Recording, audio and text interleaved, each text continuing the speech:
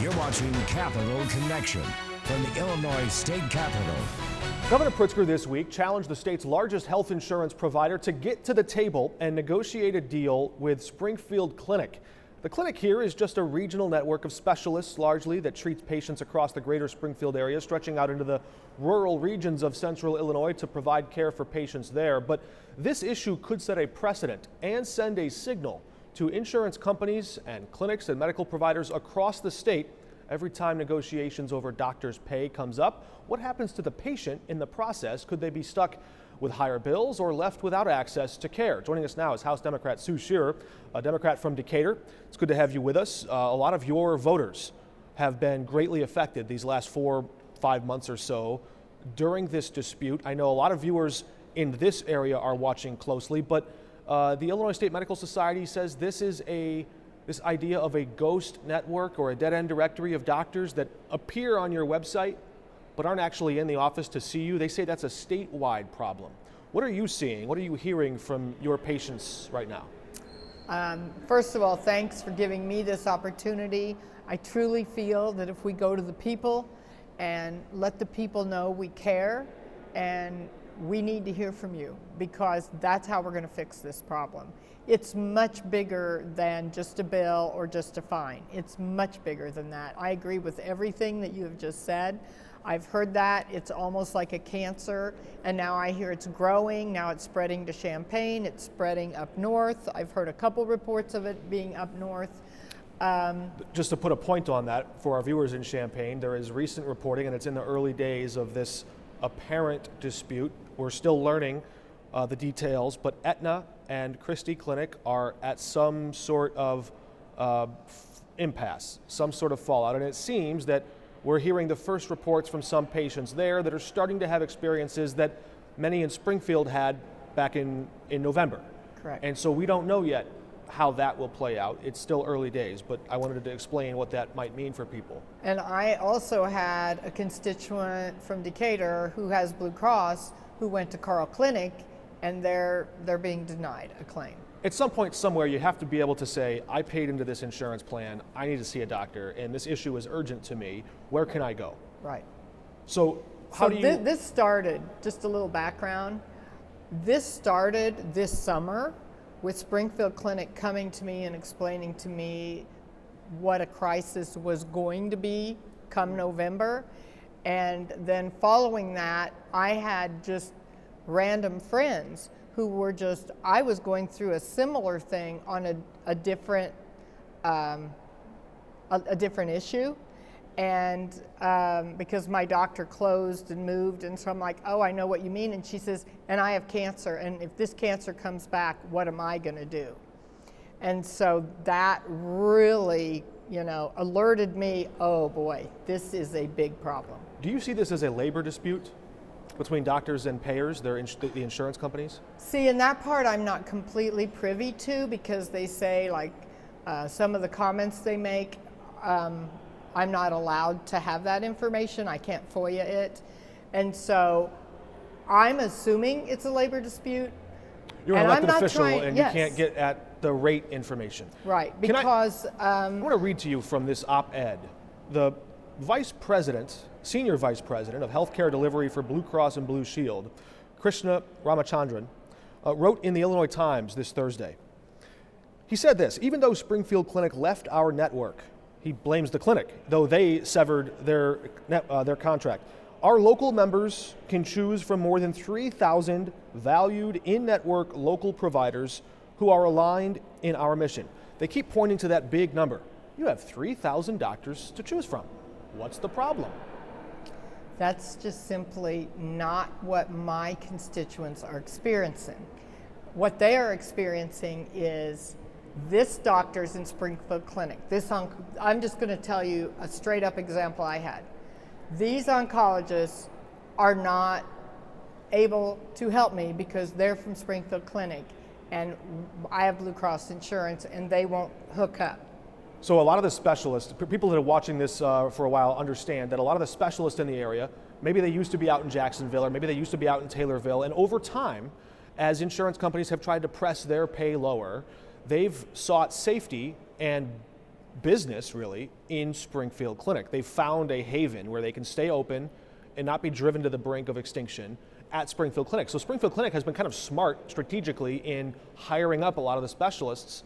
And the law says if you're an insurance company and you're going to supply coverage, say, to 100,000 patients, you need to have X number of family practice doctors, X number of cancer doctors, X number of obstetricians to see pregnant mothers.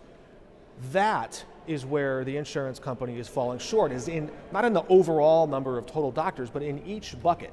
Yes, in each specialty. Category. There are more patients right now than there are available doctors.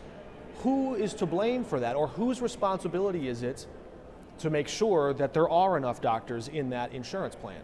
Well, two things. One is we can't even get a square number on how many patients there are, because I'm hearing 50,000 on one side and I'm hearing 110,000 on the other side. Now, how can it be that big of a difference? Well, they're using a different radius, and they're measuring different counties, and they're measuring some patients pay insurance for 3 years before they actually go to see a doctor. So is that a patient that needs a doctor today? If you're Blue Cross, you say, well, if they haven't seen a doctor in 12 months, we're not going to count them. If you're Springfield Clinic, you say, well, this is a paying insurance customer. They deserve the same access if they have a heart attack tomorrow that somebody else that has been getting radiation for the last 6 weeks also needs. So how do you, some people that haven't seen a doctor for long enough, I think, are being discounted in this overall number of how many patients do they really have. It's a real struggle. And to your previous question about and how do we make sure and guarantee that there are enough doctors in each of these buckets, this is when we call on the governor and we call on the Department of Insurance, and I had a long meeting with them of we've got to hold these companies' feet to the fire, that they're doing what they're saying that they're doing. The Department of Insurance did level the first ever fine of its kind against Blue Cross Blue Shield this week. We asked Governor Pritzker on Wednesday, should Blue Cross Blue Shield, if they've made this material change, which is a legal term, to their network, and they've depleted how many doctors are available to see patients, should they still be able to sell that insurance plan to other big companies? Should they be able to recruit patients to give them that insurance card to go into the doctor's office if they're going to get stuck with an out-of-network bill? Here's what Governor Pritzker said. It's precisely why we've imposed a fine. It's precisely why we've said directly to Blue Cross Blue Shield that you need to be at the table negotiating with the Springfield Clinic. We want to make sure that there is network adequacy, and you can't walk away from the table, either side, I might add, but specifically Blue Cross Blue Shield. They ought to be at the table working to resolve this. I'm going to ask you the same question. In your opinion, as a lawmaker, should Blue Cross Blue Shield, or any insurance company for that matter, be allowed to sell an insurance plan that leads patients to a ghost network or a dead-end directory of a bunch of doctors that aren't really there? Should they be able to sell that plan? To me, a comparison would be at a little candy stand, and you take somebody's money for a Snickers bar, and then there's no Snicker bar to give them, and you're not giving them their 50 cents back. That's a consumer issue. We can't allow that. You either offer the service and take the premium, or you don't take the premium to begin with, or you find some doctors to offer the service. But you cannot have it both ways. It is so unfair to our constituents, who are dying, I might add. Why was it important to spell out the exact amount of a fine for an insurance company in this bill that you've proposed? Yes. We feel that it was critical to spell it out because we want insurance companies and providers like Springfield Clinic to understand what they're getting into when they choose to break the rules. You know, I always bring everything back to teaching. You tell the kids up front what the consequence is going to be if you break the rule. Some people might look at $1,000 a day or $5,000 a month, or, you know, I think one fine was up to $10,000. And they're like, really? $1,000 a day for an insurance company that has amassed more than $10 billion in profits and stock? Are they really going to care? Well, that's why we have to have a multifaceted approach. That's why we're increasing fines, we're increasing distances. I have to step in on that, because right now the law that already exists on the books creates the power for the Department of the Director, for the Director of the Department of Insurance to assess a fine, and it leaves that fine blank.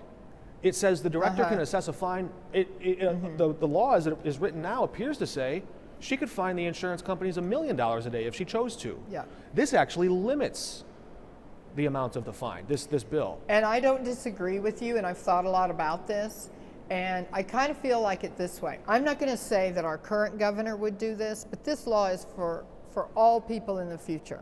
So if we have a blanket amount, perhaps the governor in the future will be, maybe Governor Jones in 20 years, will be more likely to assess that fine if there's an exact dollar amount. So leaving it sort Because of... as a blanket hasn't been working, because it hasn't been assessed until, I was told this was the first time in history this has been done. It has never been assessed before. So you think that if you don't spell out the fine amount in the law, that some director might get nervous, I don't know if I can actually do this, if I can assess a fine, and the insurance company lawyers might argue in the arbitration or settlement process, well, you didn't have the real authority to set a fine this high. That's this would my actually hope. make it clear to That's everyone. my hope. Interesting. Okay, so where do we go from here? I want to read this other quote to you because this is where it gets into the rate dispute. And frankly, Blue Cross Blue Shield has said several times that Springfield Clinic is the one trying to drive their rates too high. Springfield Clinic shoots back and says, wait a minute, every single other insurance company in the area pays us this rate. It's the set rate. It's what everybody pays. Let me read this other quote to you from the Blue Cross Blue Shield Senior Vice President of Healthcare Delivery. He says, Springfield Clinic, a for-profit entity, demanded a skyrocketing 75% increase in rates, even though their rates are already the highest in Springfield market and tower 60% more than those in the Chicago market. Now, can you make a direct connection? Do you think the Chicago healthcare market is the same as the Springfield healthcare market? What do you see as the distinction or difference there? How do you take that quote? Well, there are a couple things involved here. This is what I talked about as a lawmaker, and you asked if it was a labor dispute. I'm not allowed to be given the exact numbers, so I can't agree or deny that. I don't know. I do know I talked to both parties about this, and they said that, and this is true, I know, that in downstate, it's harder to find doctors. Not as many doctors want to live in Decatur as they do in Los Angeles. There's a shorter supply and a higher demand.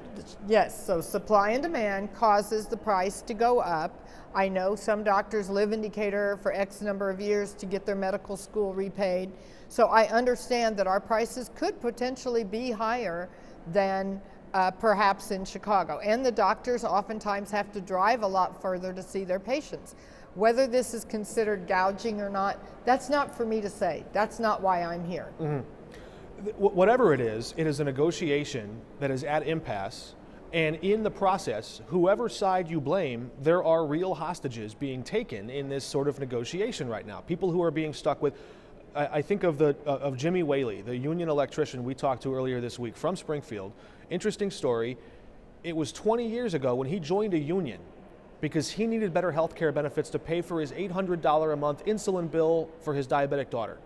Fast forward 20 years, the back of his insurance card says, Mr. Whaley, if you go to an out-of-network doctor, the maximum that you'll have to pay is $2,500 total. Instead, his cancer bill is $50,000, 20 times that amount, $50,000, and he's looking there saying, wait a minute, I joined a union 20 years ago to make sure that I have a gold-plated health care benefit, and where is it now? What is it doing for me? And he's paid his premiums all those years. Should the health insurance company be forced, compelled by the state, to cover Mr. Whaley's bill? I absolutely feel it's back to the Snicker bar at the candy store. If you have offered this service and you were paid for the service, you need to provide the service. And this brings me to another serious problem that goes right along these same lines. The constituent who's the cancer survivor, her first 3 weeks of finding out she has cancer, she's spending on the phone to all of her Blue Cross insurance and Springfield Clinic trying to find these doctors when she should be resting and trying to figure out her next move with chemo. She's spending it trying to get doctors, and Blue Cross is telling her, oh, it's okay now because of this situation. You can go out of network and you'll still be 80-20. And do you know what her last bill was? They paid 6% and she paid 94% for her radiation and chemo. That's a recurring bill. What's the point of having insurance? How can she afford that? She's a school teacher. A lot of school teachers are tied up in this. A lot of state workers, retired state workers, especially in the Champaign area, are starting to see this problem just bubble up to the surface now. That's why we're tracking this so closely and carefully. Let me ask you this question. And my state workers here in Springfield and Decatur, they're terribly affected by this. People who work in this building. Yeah.